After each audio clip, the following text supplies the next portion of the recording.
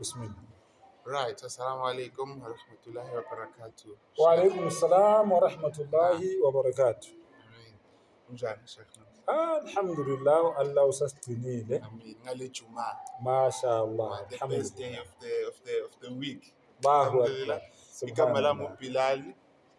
Sizwe Sisha Bilal Ndlovu. Okay. Originally from KZN, but living in Johannesburg, alhamdulillah. Okay. So today I'll be interviewing the Sheikh. Inshallah, we can all benefit. I will benefit. And we can all benefit, inshallah. Alhamdulillah. Allah Now, make it easy. Amen, amen. So the first question, Sheikh, inshallah, I want to ask, because since ngihlala eBoksburg, Okay. ngihlala ngasho ukuthi emandiyeni.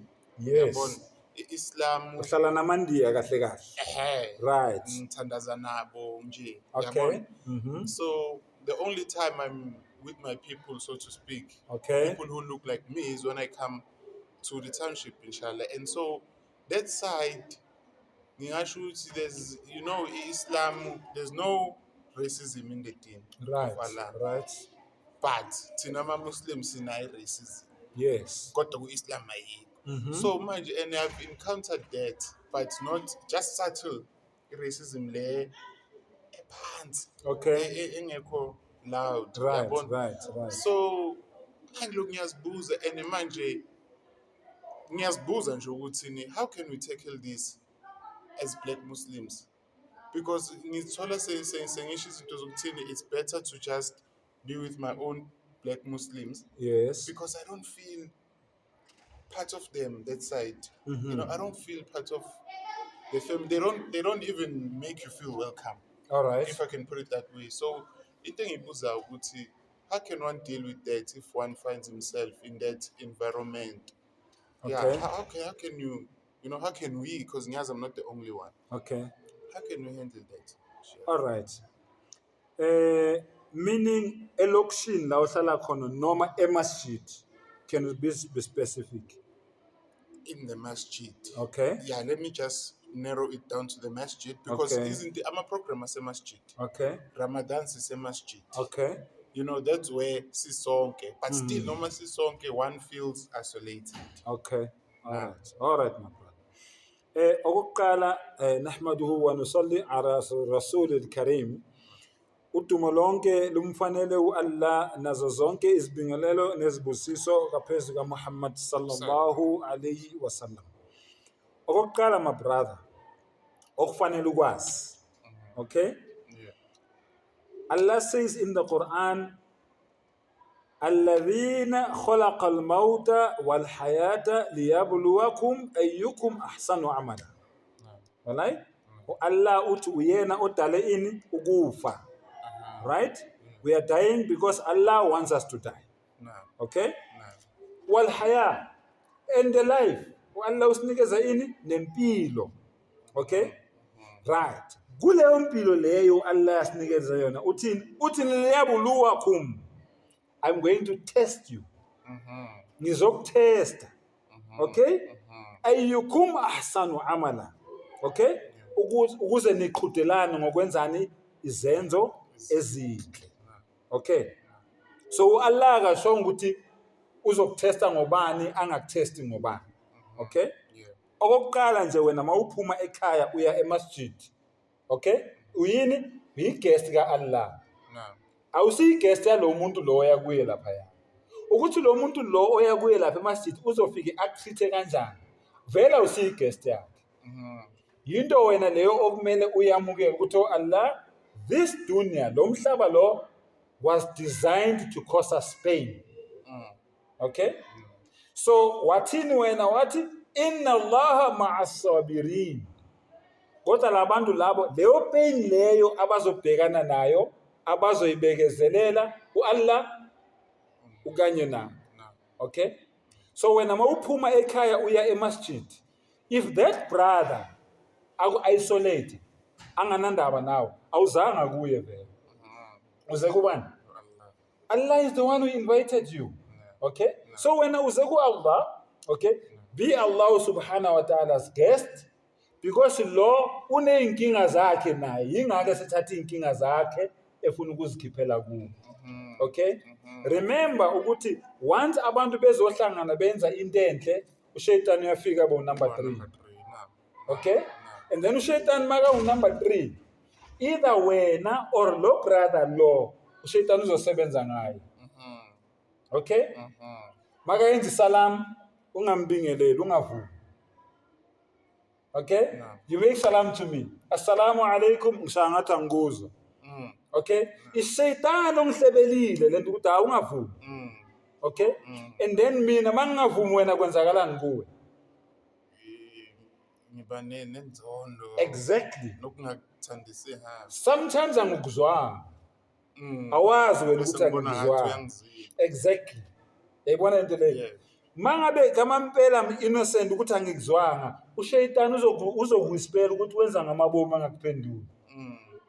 Ekubena ungizwa. Ekubena ngikuzwanga. And shayitani knows ukuthi angikuzwanga. Kodwa ngoba ufuna kungabi nale lobudlelwano lobu, nalobunye, naloluthando phakathi kwethu, uzohlala ngaso sonke isikhathi efaka ini isihlava esibi. Yayibona? So wena mawuphuma ekhaya uye emasjid, wena uyini uyisivakashi sika Allah. Uzokhuluma nomdalo wakho kuphela. Ukuthi lo omthole emasjid ufika wakuthitha kanjani? Alhamdulillah. Allah uthi yimi engenza ukuthi akuthithe kanje ngoba ngibheke wena ukuthi wena uzoresponda kanjani. Uze kimi la uzanga kuyo.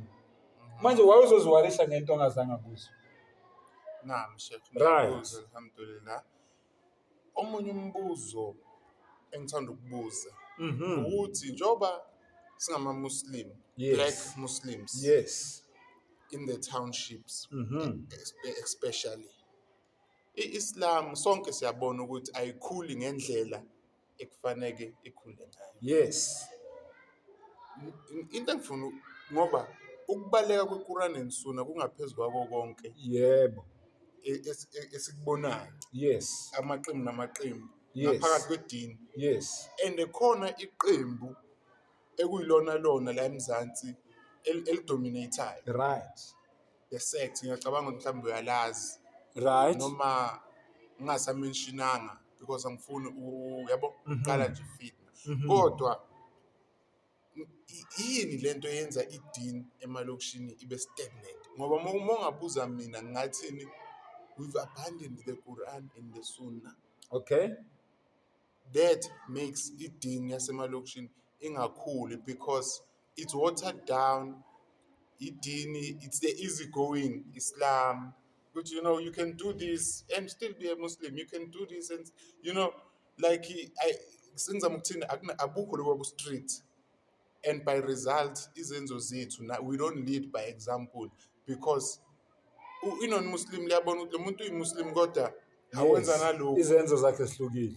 Ziyahluka. Yes. Uyimuslim kodwa uyakwenza nalokho. Awukusho ukuthi nami ngingangena kudini still ngiqhubeke ngezenzo zami. Yabona into engithini iQuran neSunna ayisalandela kakhulu kodwa wena ngokubona kwakho yini le eyenza iIslam emalokishini ingakhuli ngendlela ekufanele ikhule ngayo? Right. 1. Ama-Muslim awalaleli. Angeke sikufihle lokho. Ama-Muslims awalaleli. Ama-Muslims azenzela umathanda. Ama-Muslims enza izinto zey'nkanuko zabo. Ama-Muslim alandela izinto ezi-wrong Allah nomprofeti angazifuni. Kodwa emqondweni wabo bafuna ukuzilegalize kube sengathi izinto ezisemthethweni. Yabona this verse yeQuran. This is Suratul Ali Imran, chapter 3, verse 31. Lalela ukuthi Allah uthini. Allah says, "Qul," Allah utshela isithunywa sakhe. "Qul in kuntum tuhibbuna Allah."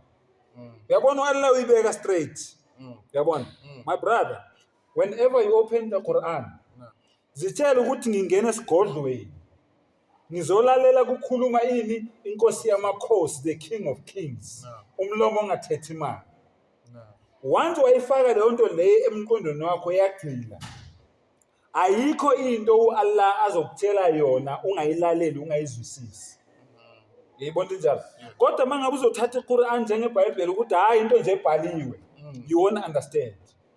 La kukhuluma the King of Kings, the creator of the heavens and the earth. uthini Allah? In kuntum tuhibbuna Allah. Uma ngabe wena uyaclaima, wena uzibiza ngemuslim, uthi wena ngiyamthanda Allah. Kusho wena ngomlomo wakho, awuposte umuntu. Uthi wena ngiyamthanda Allah. Okay? Allah uthini? Fattabi'uni, landela isithunywa sami. Imitate my Nabi Muhammad sallallahu alaihi wasallam. Zama ngazo zonke indlela ukuthi yonke into athe uyenze excessively. Yonke into athe ungayenzi even if kuwe yenza sense. Subhanallah. Even if kuwe yenza sense. Kodwa ngoba Allah no Muhammad sallallahu alaihi wasallam bathe ungayenzi, hambela kude nayo. Yonke into abathe uyenze even if kuwe yenza sense. Kodwa ngoba Allah nesithunywa sakhe batheni? Siyenze, sizoyenza even if kithi ayenzi sense.